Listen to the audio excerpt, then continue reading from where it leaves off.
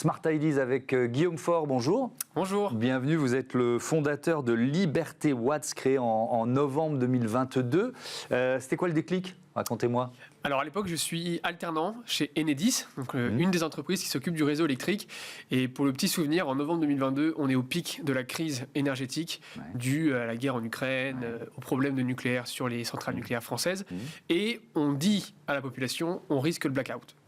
Donc moi, j'ai un peu une position difficile, c'est que je vois la crise de l'intérieur chez Enedis et je la vis aussi en tant que citoyen chez moi. Et en fait, je vois qu'on est vraiment proche du blackout et je me dis, c'est pas possible, on va quand même pas couper l'électricité chez les gens en 2022 en France. Et là, j'ai un déclic un matin en me levant. Je me dis, mais pour éviter ça, on va envoyer un signal à des volontaires pour leur dire, demain à telle heure, il y a une tension. Est-ce que vous seriez prêts à ne pas consommer? Et si vous consommez pas, on va vous rémunérer. Okay.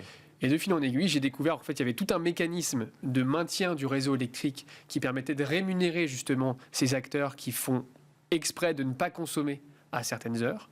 Et donc, j'ai créé Liberté Watts, la première application mobile pour les particuliers qui vous paie pour éteindre la lumière et baisser le chauffage à certaines heures de la journée. Avec un côté un peu ludique, il y a des défis à relever, c'est ça? Exactement. Je suis tombé fan, moi, de ce qu'on appelle la gamification, donc tout ce qui est l'univers du jeu, qui est en fait un superbe moyen d'engager et d'inciter le changement des comportements.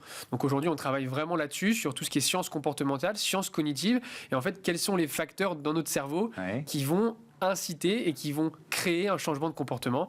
Et ces facteurs-là, on les met dans l'application pour inciter les gens à changer leurs habitudes de consommation. Donnez-nous des exemples de défis à relever. Alors, donc, le fonctionnement de l'appli, il est simple. On vous indique des heures, qu'on appelle des heures de tension. Pendant ces heures-là, on vous challenge avec des défis électriques. On va vous dire, baissez votre chauffage électrique, éteignez la lumière, débranchez les appareils en veille. Vous, votre mission, c'est de le faire au bon moment. Et ensuite, grâce au compteur Linky, on va pouvoir valider que vous avez joué le jeu. Si vous avez joué le jeu, vous gagnez des points que vous pourrez convertir en euros ou en cadeaux chez des partenaires de l'application. Donc ça, c'est de la gamification. Une action, une récompense, un cadeau.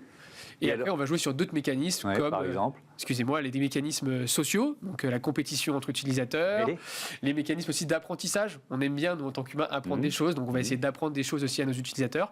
Et c'est tout cet écosystème qui va permettre d'engager les utilisateurs de Liberté Watts dans la démarche. Alors, est-ce que vous rémunérez déjà en euros vos utilisateurs ou est-ce que c'est une nouvelle étape?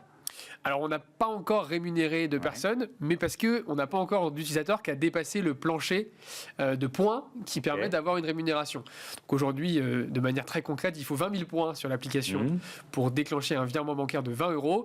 Et on a quelques utilisateurs qui s'en rapprochent vraiment tout juste. Donc dans quelques jours peut-être, on aura rémunéré nos premiers utilisateurs. C'est quoi le modèle économique de Liberté Watts? Comment vous gagnez votre vie? Alors, en fait, donc sur le réseau électrique, c'est un peu comme une autoroute.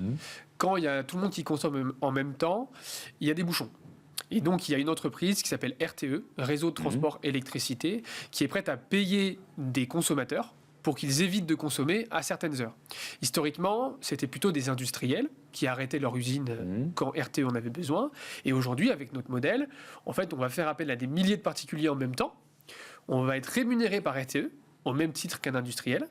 Et c'est cet argent qui nous est versé par RTE qui nous permet à la fois de rémunérer les particuliers, et évidemment, au passage, on en prend une petite partie pour faire fonctionner l'application et nous développer. Donc, et on a un deuxième... La marge, elle est là. La marge est là. Alors, dans les prévisions, on prévoit de redistribuer 80% à nos utilisateurs. Et donc, on a un autre pilier du modèle économique qui est tout simplement avec nos partenaires, où on va toucher des commissions en fait, sur les cadeaux, les bons d'achat qui sont offerts à nos utilisateurs. D'accord. Et vous en êtes où, là, aujourd'hui, en nombre d'utilisateurs et peut-être on peut se projeter en perspective de développement? Alors, aujourd'hui, on est en train de dépasser les 5000 utilisateurs.